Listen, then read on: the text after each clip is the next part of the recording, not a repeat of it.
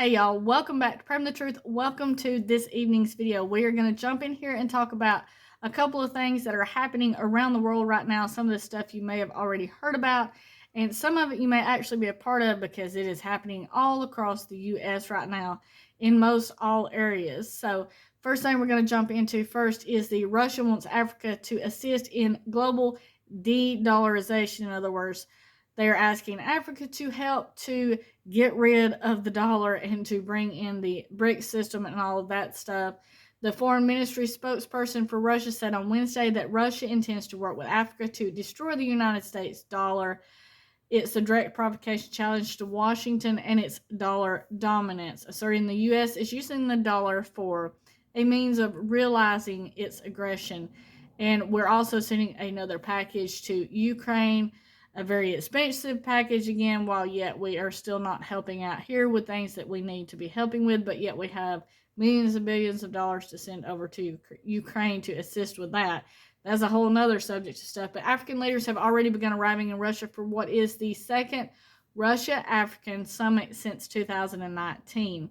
Set to kick off Thursday and go through Friday, proposals for ending the Ukrainian conflict will be discussed, but also alternatives in the wake of the collapse of the United Nations-backed Black Sea Initiative grain deal, and also more discussions about how the BRICS can be brought in and the de-dollarization, as they are calling it, of the U.S. dollar. As we can see, there is definitely a collapse in the dollar, and people are trying to get away from it in other countries. So it's definitely something that is going on, and we need to keep an eye out. Not only is that happening, and I'm sure you're a part of this.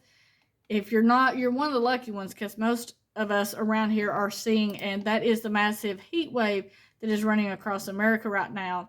We are running in the low 100s when you consider the humidity and what it actually feels like.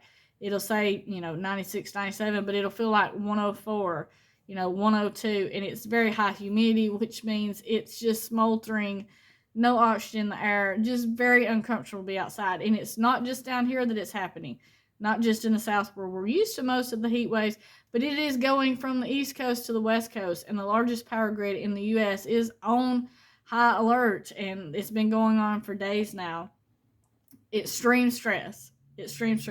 They're calling it the PGM. Interconnection LLC declared another energy emergency alert level 1 through Friday due to the excessive heat advisories, and this covers pretty much all of their grid across 13 states from Illinois to New Jersey, with over 65 million customers. So that is a lot of people, with the possibility of the power grid going down due to the excessive heat.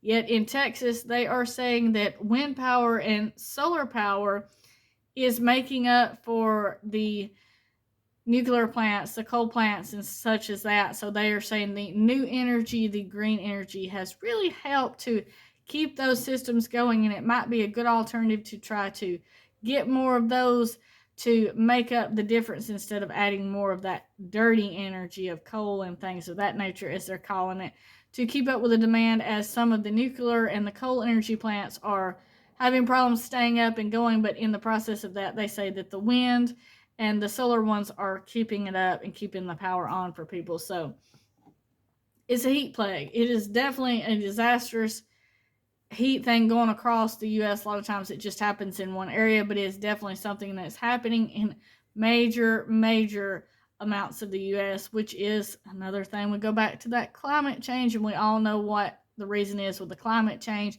I won't even get into that on this video, but a lot of us knows why we are supposedly heating up and what is actually going on. So hopefully you can stay cool, your power stays on.